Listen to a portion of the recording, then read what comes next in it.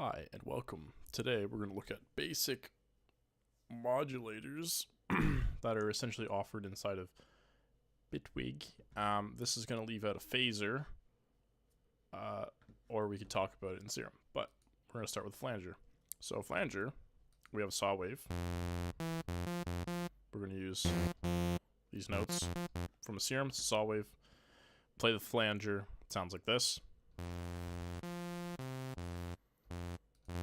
It's like made the sound a lot more hollow. Well, if you look at it on a spectrum, we actually have made the sound quite more hollow. Let's look. So what a flanger is essentially delayed like information coming back in such a way that it resonates certain frequencies while taking away other ones. So it lowers the overall sound of the rest of the waveform, and then it raises certain frequencies.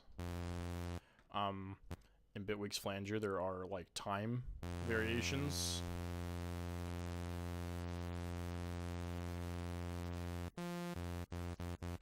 This essentially just refers to the phase. Feedback is a type of resonance in this situation. It basically means how much like volume the phased version has. And then you have things like rate. So if we play this and move on some amount, we can see movement. So what it's doing is it automatically has an LFO built in to this filter or to this waveform that it's playing back, and you can change the phase of it essentially. So the amount will be like how intense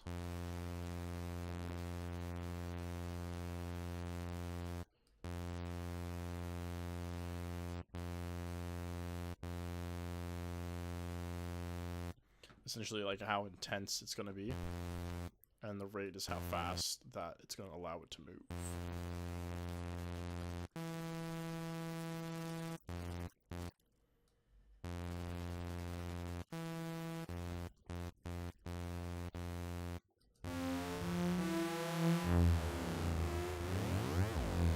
Which gives you super cool effects. We use flangers all the time. There's a width mode, which actually doesn't do anything unless you turn the wide on. And then you have a mix knob that goes from 50 to 100 sort of thing. So what this does is the wide, essentially, I had it on accident, but it puts it so the left and the right do different things relative to each other. So you see if it's down, the phaser doesn't work anymore. But now it does. But if it's down, then I take this off. Then it does it in a mono way. This does it in a stereo way, like modulation. And the more I turn this up, the more different the phasing is going to be on the left and the right, making it the most stereo. When you do that, it's essentially all stereo at that point. But they're doing separate things, so this width knob essentially just moves the phase relative to each other, making it more wide because they start at like completely different times. And that's what the flanger does. Now, we have a comb. So, again, we're going to have a regular saw wave. And the saw wave is going to have a comb applied to it. The comb's actually quite similar to the flanger, however, a comb doesn't move, and where a flanger essentially just raises frequencies to be all resonance, to obtain resonance out of certain frequencies, and then it does this like really, has like many really thin needle-like notches everywhere essentially. A comb is actually a series of up and down notches, so it has a bit of a different filter shape to it, but essentially it does the same thing as a flanger, it just doesn't move.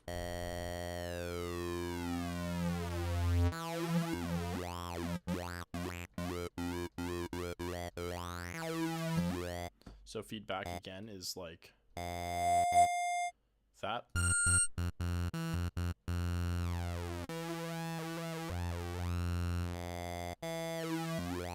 So we have two types of feedback as well. We have negative feedback and positive feedback. So essentially in the comb, this will just determine how much it takes away. So it inverts the frequencies of the feedback, which makes it work in a different way because it has to do with the phase, because essentially it plays back the audio to create sort of a filter that is like multiples of the root notch. So like we have a notch.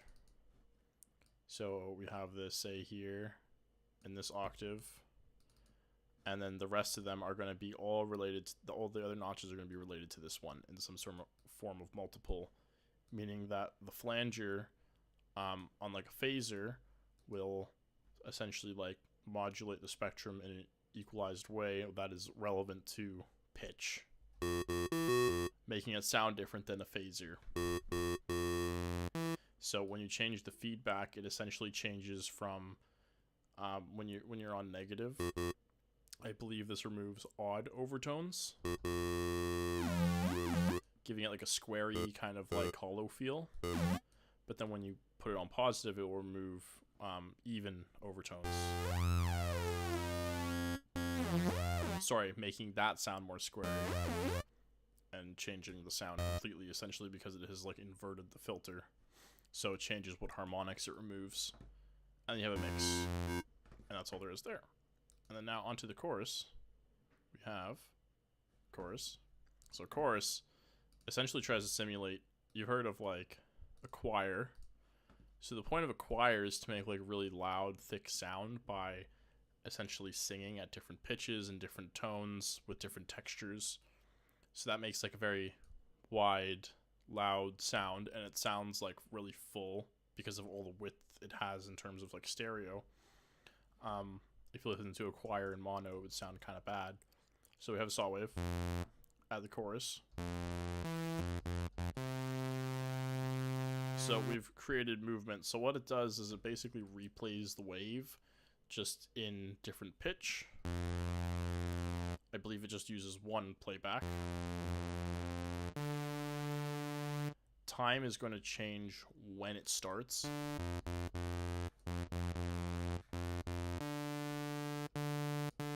So if you notice there, the pitch. So when I started at 0 time, I will have like really minimal. You can't start at like 0. You see it's 3 milliseconds delayed. So there will be phasing.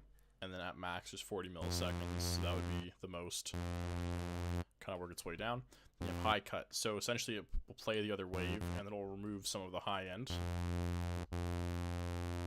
So you can see only the lower stuff is phasing, and if I move this up, it starts to phase more of the higher stuff as well, because what I'm basically doing is I have the saw wave here in the spectrum playing twice, and the other one is delayed slightly, which gives that effect. So I have two, so I have this saw wave being played, then a second one, but the second one has this sort of effect on it, and then you can basically adjust it with the high pass filter is on your second wave, is what that's doing. Then you have like random phase factor, which stops you from like getting the same starting position when the wave starts again. So if that's off, you should always get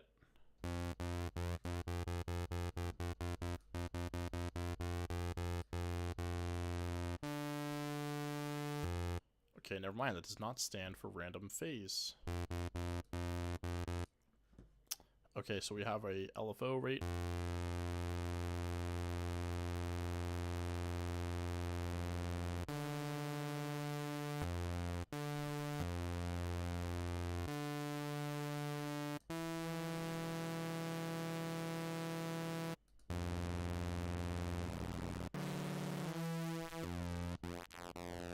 Which will essentially change the volume of the second wave, which offers some weird stereo effects. And then again, we have this wide option, where if you put on the wide, it does the opposite thing in either ear. And if you take it all the way down, it still actually does the chorus, it just doesn't have any width to it anymore. And that's what a chorus does. And finally, we're going to look at a Bitcrusher. Saw wave, Bitcrusher. Open this. So this actually does crazy things to the bit. So essentially, you'll know music is made in 24 bits. So that means a waveform, one wave cycle of any audio that's played will have a bit depth of 24. Meaning, well, actually it doesn't mean anything. It refers to like the cleanness of the sound in terms of like artifacting and such and aliasing. But usually it's made of 24 bits. So the idea of a Bitcrusher is it's actually a compressor that reduces the bandwidth and relevant to sample rate of the sound you're playing, which kind of like ruins the sound. Similar to how like if you made music in 8 bits, not 24 bits, this is essentially what it's doing. This is how music sounded if you make it an 8-bit integer, not 24. So essentially low quality. So in the Bitwig one, like I swear all these terms get changed like in every DAW. Like they always mean different things. You have a width, which means like if you ever encounter phasing, what's it gonna do? And I think actually you can control, yeah, you can kind of control width that comes through. You can reduce the stereo aspect with this knob essentially. So if it's at 100, it will leave it unaffected. And then you have jitter, which essentially is like white noise volume, and you have frequency. So this is like the target, sort of like the target frequency of the compressor. And then you have quantizing gate. So basically it has a built-in gate. So the higher they make it, the less you'll have. Now it's going to kind of select the frequencies at like -8 decibels, which seem to just be at this high end. And then if it's at 0, nothing's actually reaching 0. And I believe if I turn up the volume of the sound. Okay, so it's unaffected by volume, I think. Oh yeah, no it's not, sorry. This wasn't enough. So it basically detects volume similar to how a gate works, and then it will won't reduce, but it will open up the sound when it peaks that level. And then you can lower this if you want to get all the sounds back in. Then you have a quantize.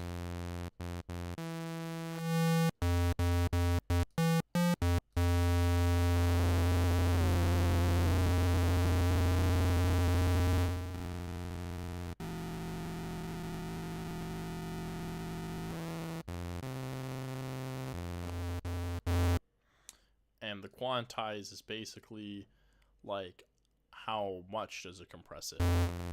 So the lower, the crappier the audio.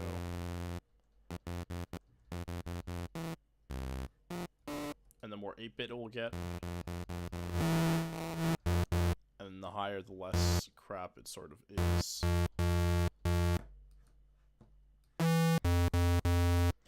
Because we can get like essentially a proper square wave out of this from a saw wave, in the way it downsamples harmonics and compression. Yeah, that's it. Thanks for watching.